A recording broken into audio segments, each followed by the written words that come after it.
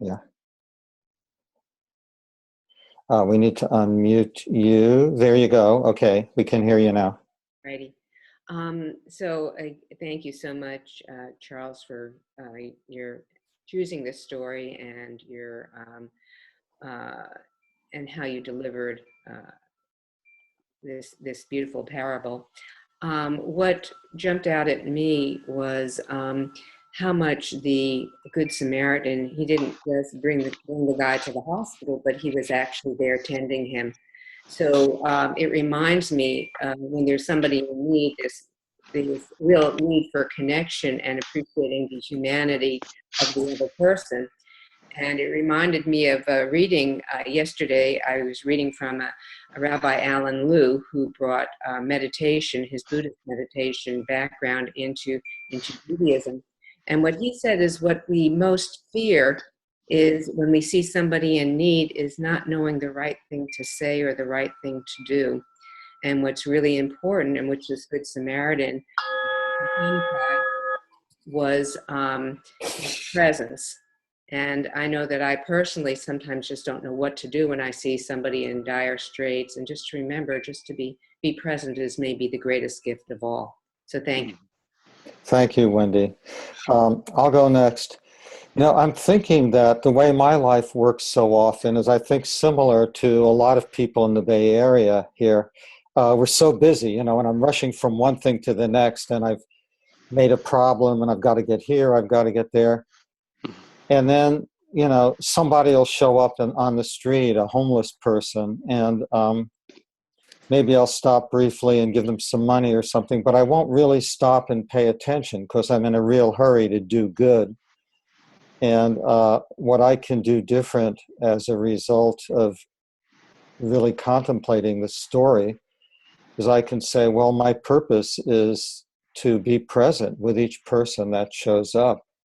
And how am I going to do that?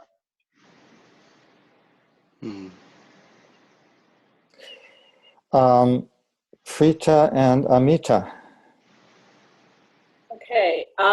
Yeah, likewise. I mean, I think this is, first of all, Charles, you read it so beautifully. And I actually just encountered this again recently, a couple weeks ago when I was in Aspen. We read Martin Luther King's final speech and his reflections on the Good Samaritan parable. For me, it's just very humbling, and as I've kind of done a pivot in my life, the way I kind of describe it, from kind of trying to do top-down big ideas work to just trying to cultivate one small thing at a time, it really deeply resonates about, and it's something Nipun and Service Space have been a huge part of for me, in terms of just recognizing that, we're always in a rush, as you say, Aryae, to do big things and great things.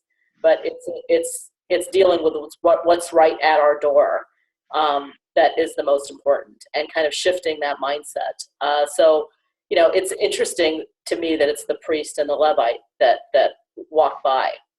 And so, just again, to kind of get beyond the kind of the high priests of our social order, and recognizing that it's the small acts of the daily work that really matters.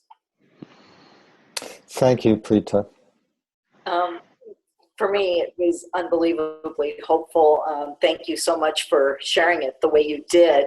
I mean, again, for me, it's like Jesus was actually so unbelievably inclusive, because he did, the priest and the Levite passed by, but yet it's this other person, the Samaritan, who actually stopped. And, when he was telling the lawyer, this is the one, behave like him, behave like the other, so he's expressing inclusivity. And it's like, I feel like, but his message is getting lost as exclusivity. And, hopefully people will tend more to what he really meant in his message of inclusiveness rather than exclusiveness. Thank you, Preeta. Thank you, Ameeta. You have one head on one side of the screen and the other head on the other. It's confusing. But anyway, thank you, Ameeta. Okay, Nipun. Oh, all right. Yeah, I just want to echo the thanks. I think Charles just, I think his spirit showed through the simple words that he shared. My 2 cents on it. I mean, I thought the question Charles raised was a very profound one. The question is not what will happen if I go help here. It's like what will happen if I don't.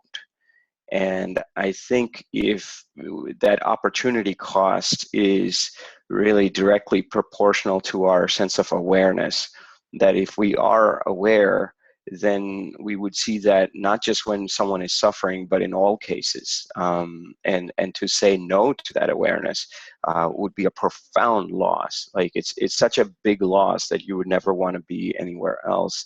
And so I think it becomes an effortless option. Just a simple story. I was my wife's birthday for she's a very simple person, but she likes flowers, and she also likes for me to run and get exercise in. And so one of her birthdays, I decided to go running, and I get flowers. So I was like, okay, feed two birds with the same seed.